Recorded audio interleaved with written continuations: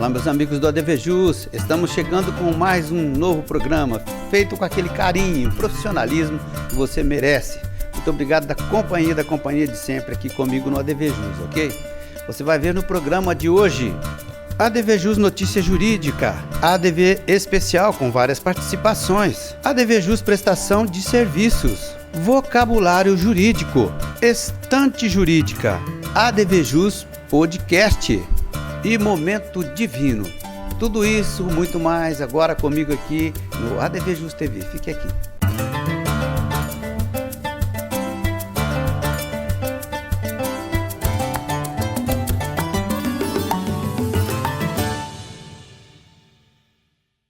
Iniciando o nosso programa de hoje, como sempre, nós vamos falar para você de uma notícia com cunho jurídico. Olha só que preparamos para você.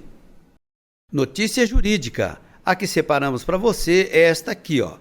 Estar sozinho com uma sacola na mão em local de tráfico justifica a abordagem policial. O fato de uma pessoa estar sozinha, parada, em uma área conhecida pelo tráfico de drogas e com uma sacola na mão, confere à polícia fundadas razões para fazer a abordagem pessoal. Com esse entendimento, a 5ª Turma do Superior Tribunal de Justiça denegou a ordem em habeas corpus e manteve a condenação de um homem à pena de 1 ano e 8 meses por tráfico de drogas.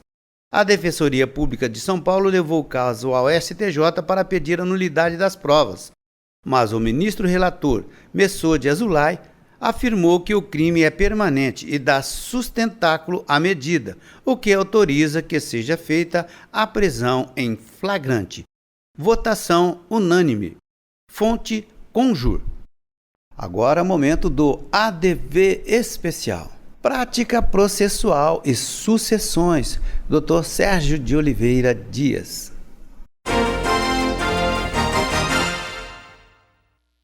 Olá, amigos do ADVJus, uma grata satisfação estarmos juntos aqui novamente. Vamos falar hoje da possibilidade de alteração do regime de bens adotado no casamento. As famílias, de modo geral, os noivos, quando decidem convolar o casamento, é eleito o regime de bens que vai gerir a situação patrimonial do casal. E nós temos na legislação brasileira a comunhão parcial de bens como sendo o regime legal a ser adotado. Mas existe a possibilidade dos casais optarem por outras modalidades de regime de bens. Por exemplo, a separação total de bens ou a comunhão universal de bens. Nesses casos, obrigatoriamente, deve-se comparecer a um tabelião onde será lavrado um pacto antinupcial. Perfeito! Realizado o casamento, adotado o regime de casamento, eis que, passado algum tempo, esse casal decide mudar esse regime de casamento, seja para a comunhão universal de bens, da comunhão universal de bens para a separação total de bens, ou da comunhão parcial de bens para qualquer um dos outros dois regimes. É possível se fazer isso, porém, nós teremos que seguir algumas regras para que isso possa acontecer. É necessário que esse procedimento seja feito através da justiça e necessário e indispensável a participação do advogado da sua confiança. Será necessário obter certidões negativas em todas as esferas, cíveis, trabalhista, fiscal, na União, no INSS, para demonstrar que essa mudança de regime não está sendo realizada para prejudicar direitos de terceiro. E aí, com base nesta documentação, será dada entrada num processo judicial para que possa ser feita essa modificação do regime de bens. Atendendo a todos os requisitos legais, a mudança de regime será autorizada e expedido um mandado de averbação para constar no cartório de registro de imóveis o novo modelo de regime de bens. É importante observar que, se existe o interesse do casal de um regime de comunhão universal de bens para passar por um regime de comunhão parcial ou para uma separação obrigatória de bens, que neste momento eles já estabeleçam quais bens pertencerão a qual dos cônjuges e dali para frente o regime será aplicado de forma direta. Então, numa medida de economia processual, numa medida de agilidade nessa situação, você pode, dentro do próprio processo de modificação do regime de bens, já indicar os bens e de que maneira esses bens serão partilhados. E assim, uma carta de sentença será expedida para poder averbar na matrícula de todos os bens a quem pertence o quê. Tá certo? Na dúvida, procure o advogado da sua confiança. Um grande abraço e até o nosso próximo encontro. ADVJus Prestação de Serviços, muito importante. ADVJus Prestação de Serviços, Novembro Azul, mês mundial de combate ao câncer de próstata. 28,6% da população masculina desenvolve neoplasias malignas. Os principais fatores de risco são histórico familiar, raça e obesidade. As principais armas contra esse terrível mal é a prevenção e o tratamento. Novembro Azul, mês mundial da conscientização do combate ao câncer de próstata. Vamos todos nos conscientizar. Vocabulário jurídico. Veja, olha só, eu acredito que tem muito advogado aí que se esqueceu, hein? O que é carta de adjudicação? Carta de adjudicação, você sabe o que é? No intervalinho a gente vai estar respondendo para você. Prática processual penal, Dr. Joaquim Romão Neto. Veja aí. Olá, amigos do ADVJus. Briga de trânsito que acaba em morte, né? Quantas vezes a gente já leu ou ouviu notícias com manchetes como essa, né? E quem nunca se envolveu também em pelo menos uma discussão no trânsito. A violência no trânsito, infelizmente, é um problema crescente, né? Os conflitos podem variar, desde discussões verbais até mesmo agressões físicas e, em casos extremos, resultar em tragédias, né, na vida pessoal e familiar. As brigas no trânsito entre motoristas, motociclistas e pedestres acarretam diversos tipos de conflitos nas vias públicas, lamentavelmente todos os dias, né? Mas quais são as causas das brigas de trânsito?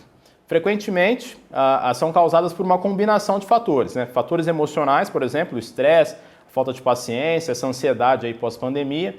Fatores comportamentais, geralmente ligados à imprudência, né? Com excesso de velocidade, uma ultrapassagem perigosa, avanço no sinal vermelho.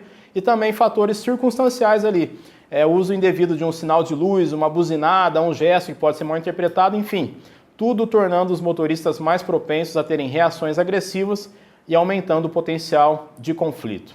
Na prática processual penal, né, existem as consequências legais dessas brigas no trânsito, que podem ser graves, né, quando as discussões elas vão escalando das ofensas morais, como os xingamentos, chegando até mesmo para ameaça e violência física ou até mesmo a morte, né, resultando em processos criminais com condenações penais, variadamente pelos crimes de injúria, ameaça, lesão corporal e o homicídio, né, culposo ou doloso, e aí sim com risco de prisão e também sem prejuízo de pagamento de indenizações para vítimas. Bom, vamos evitar brigas no trânsito, né? É importante colocar em prática a direção defensiva, antecipar a ação ali do outro motorista, manter uma distância segura entre os veículos para não levar aquela famosa fechada, manter a calma, evitar principalmente responder às provocações, porque uma briga de trânsito muitas das vezes começa por um motivo banal, né? É o uso de uma buzina, pode ser o estopim para um conflito. Às vezes o outro motorista está num dia ruim, com problemas pessoais, dívidas, enfim. Se houver ameaça, um comportamento agressivo, né, vamos manter a calma, pedir desculpa se você estiver errado, siga o seu caminho sem discussão. Se for o caso, anote a placa do outro veículo e, se necessário, registre um boletim de ocorrência. A nossa dica aqui, né, até mesmo para evitar que por poucos segundos de ira ou raiva, né, que as consequências das suas ações podem gerar um processo criminal. Então, é importantíssimo que todos nós possamos promover um ambiente de trânsito mais seguro e mais amigável. Muito agradecido pela sua atenção e até o próximo ADV Especial. Agora é o momento do intervalinho aqui em nosso programa. Voltamos na sequência, contamos com a sua audiência. Arcângelo Imóveis. Venda, locação e administração. Compromisso e confiança. Arcângelo Imóveis. Agora quero falar para você do Zezinho Alfaiate, Espaço Homo, ali da rua Eliseu Guilherme 681. Vista-se com bom gosto e elegância através dos trajes do Zezinho Alfaiate. Inclusive aquele traje feito sob medida especialmente para você. Isso mesmo, no Zezinho Alfaiate você também dispõe ali de confecções já prontas do traje masculino daquela forma que você procura, com aquele atendimento mais que especial.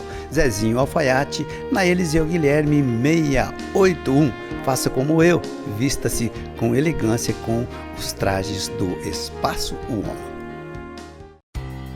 La Botilha Vinhos, onde você encontra os melhores rótulos. Venha conhecer. Carta de adjudicação é o ato judicial que concede a posse e a prioridade de determinado bem a alguém prevista no artigo 876 do novo CPC. A carta de adjudicação, de forma preferencial, de expropriação e como expresso no artigo 825, visa justamente a execução por quantia certa. Ok, estamos de volta então com o segundo bloco do nosso programa de hoje. Você está gostando do nosso programa? Mande-nos o seu feedback. O nosso endereço é programa@advjus.net, ok? Sequência então do ADVJus TV de hoje, você vai acompanhar comigo agora o Pergunte ao ADVJus, aquele espaço que abrimos para você conferir algum assunto do seu interesse, mas não é um espaço de consulta, ok? Mande para cá sua sugestão de tema ou mesmo um nome para que você o veja aqui nos concedendo uma entrevista. Pergunte ao ADVJus. Estante Jurídica. Confira aí.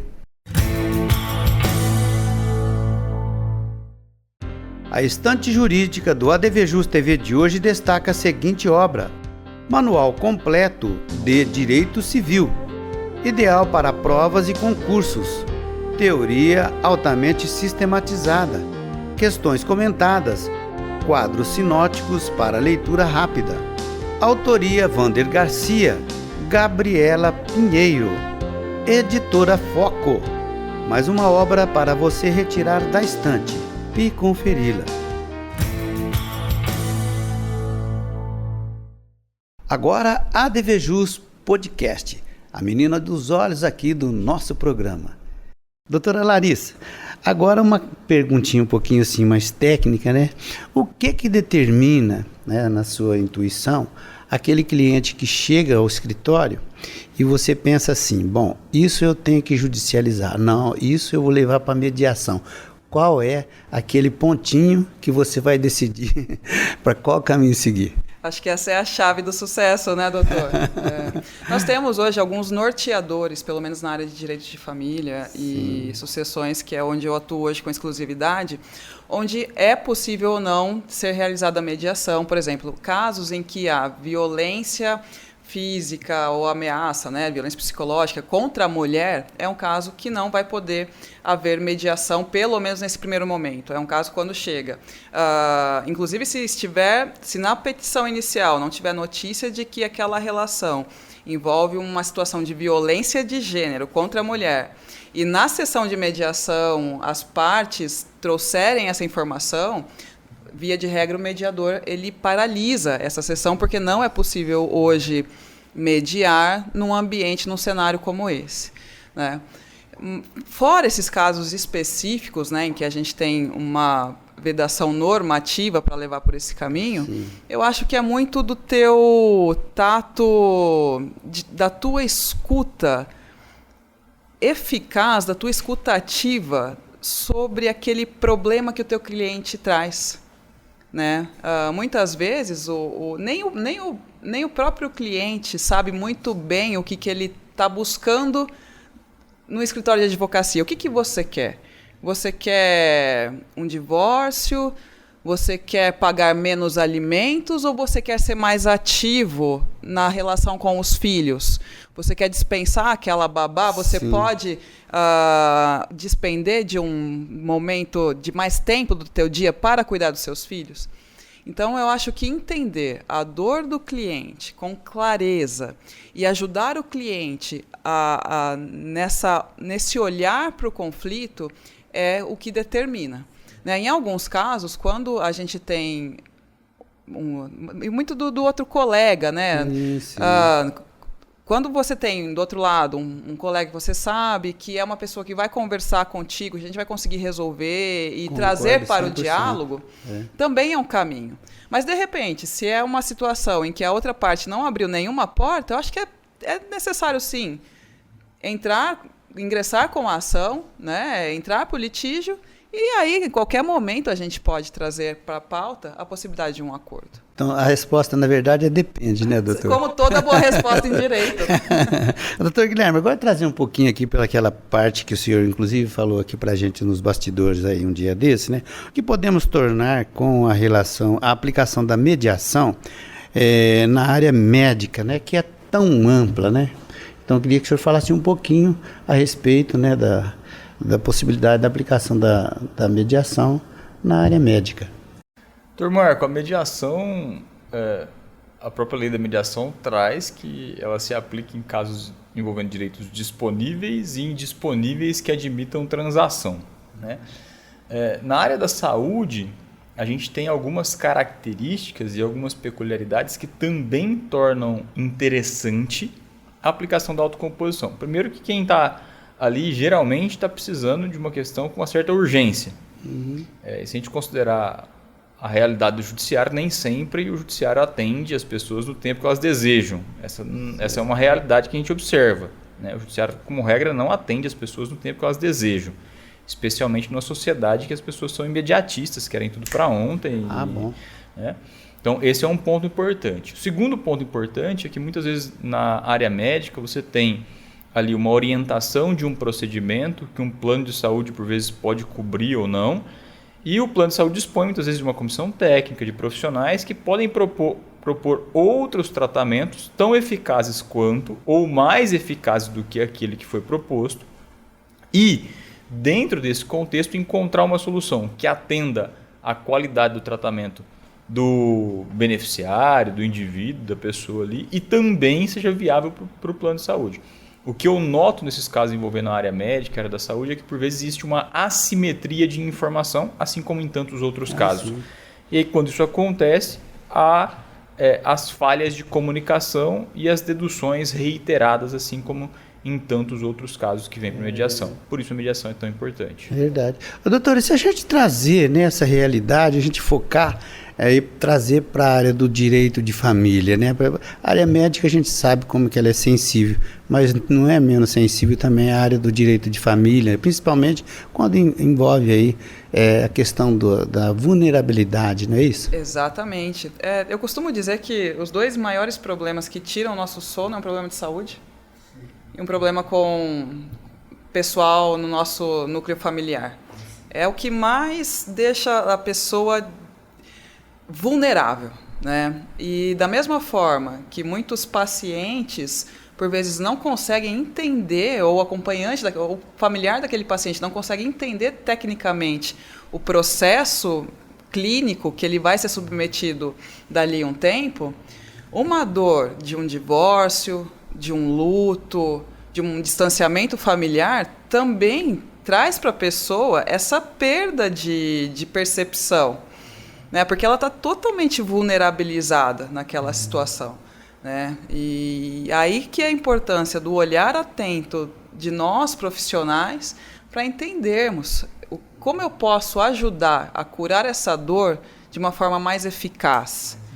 Se é uma situação em que a pessoa, criança, mulher, idoso está sendo violentada, me parece que sentar numa mesa, num primeiro momento, não é um remédio eficaz. Eu vou precisar de uma tutela judicial que afaste o agressor, a agressora que proteja, né? Mas se eu estou num problema que eu percebo que é uma comunicação, porque a grande maioria dos litígios familiares, eles originam de uma comunicação errada. Sim. Né? E se eu percebo que é isso, eu acho que é super propício a gente tentar sentar, entender o problema com a outra parte. Se puder contar com a ajuda de um mediador, muito melhor. Vai ser muito, se ele for aquele mediador profissional, ainda melhor ainda, né?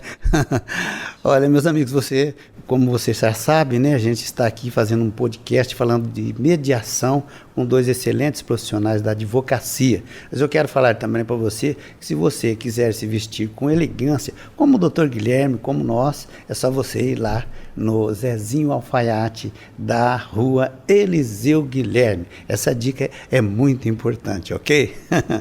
Dr. Guilherme, na área do direito médico, né, quando a questão é levada para a mediação, eu gostaria que o senhor externasse, né, a sua opinião com relação ao comportamento de uma aceitação de brevidade das cooperativas. E isso é perceptível? Isso está dentro de um nível aceitável? Porque a gente sabe que elas são gigantes, né? Então, do lado de cá é um pouquinho mais difícil.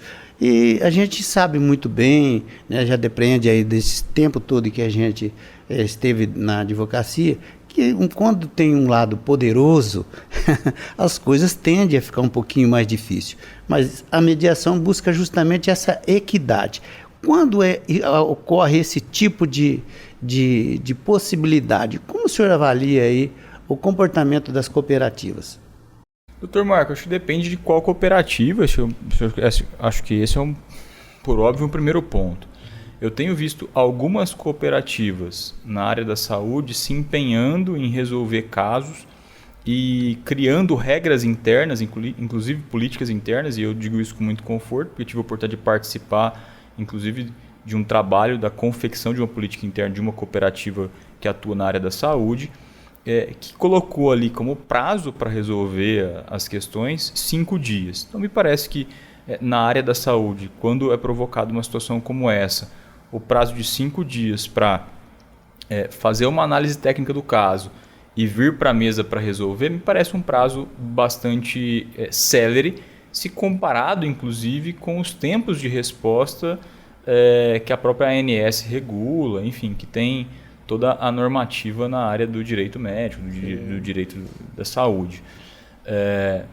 Agora, com relação a outras instituições que não têm uma política interna, isso vai naturalmente da boa vontade da instituição, do jurídico, do corpo técnico, de uma comissão técnica para avaliar a viabilidade ou não daquele tratamento.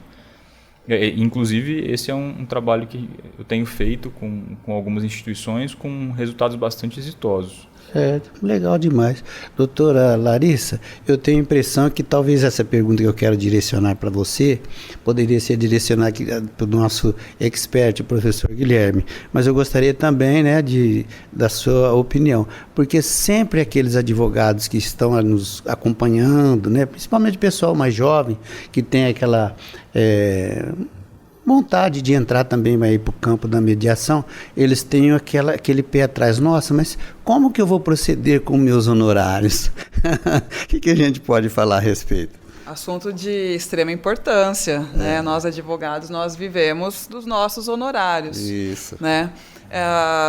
O que eu percebo? Existe a normativa que diz que, mesmo em casos de mediação, os honorários não poderão ser reduzidos e aviltados. Eu acho que o doutor pode nos ajudar falando o número da normativa. 48.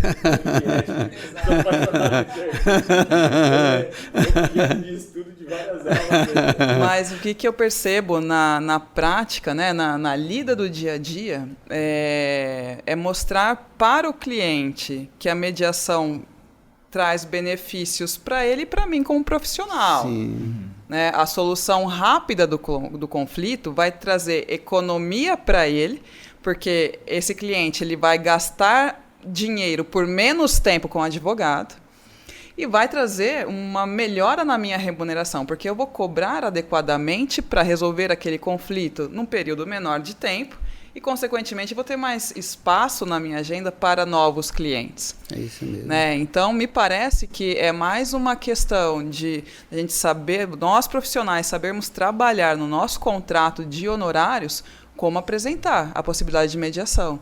Né? Via de regra, nós cobramos um valor para uma análise pré-processual, para uma determinada técnica e um outro valor para uma demanda, para uma atuação mais litigiosa. Efetivo, né? Efetivo. E é lógico, se eu tiver que advogar para essa pessoa durante 10 anos, eu vou precisar ser remunerada esses 10 anos. Sim, é isso mesmo. Eu tive, Dr. Marco, algumas experiências interessantes recentes de alguns alunos que estão cobrando mais pela mediação do que pelo processo. E o que eles entenderam? Eles entenderam que se eu vendo uma atividade profissional que eu entrego menos dor, menos sofrimento, resolução no menor tempo possível, menos desgaste para as pessoas, menos tempo, um patrimônio eventualmente travado por conta do processo judicial, eu posso melhorar minha remuneração. E aí depende do que eu vendo. Eu vendo hora de trabalho ou eu vendo solução de problema. E aí quando eles entendem que o profissional está vendendo solução de problema, o uso da mediação é uma forma de valorizar o trabalho do advogado. Sem dúvida, é isso mesmo. Exato, mas sempre com o disclaimer, né? A mediação é convite. Sim. Sim. Muito Então, importante, é né? importante. É isso mesmo. Agora, o momento do sorriso. Momento divino aqui em nosso programa. Vinho é tudo de bom. Oferecimento La Bottiglia. Vinho LA Clássico Cabernet Sauvignon Luiz Argenta. Vinho tinto fino seco de cor vermelho e rubi intenso. Possui aroma complexo de frutas vermelhas, pimenta, licor de cassis e especiarias. Seu paladar é estruturado, bem equilibrado e com excelente volume. Uva Cabernet Sauvignon, produzido por Vinícola Luiz Argenta, Serra Gaúcha, Rio Grande do Sul, Brasil. Na harmonização vai muito bem com massas, com molhos vermelhos e picantes, queijos de média maturação, comida tailandesa e mexicana. Uma delícia! Experimentem! Tchim, tchim! O vinho LA Clássico Cabernet Sauvignon Luiz Argenta você encontra em La Bottiglia Vinhos. O melhor rótulo é aquele que você gosta. 100%. Muito legal ter você comigo aqui no ADV Jus. ADV Jus, tô ligado, ADV Especial, vem pra cá fazer parte você também. Breve voltamos com um novo programa, certeza. Forte abraço. Até lá.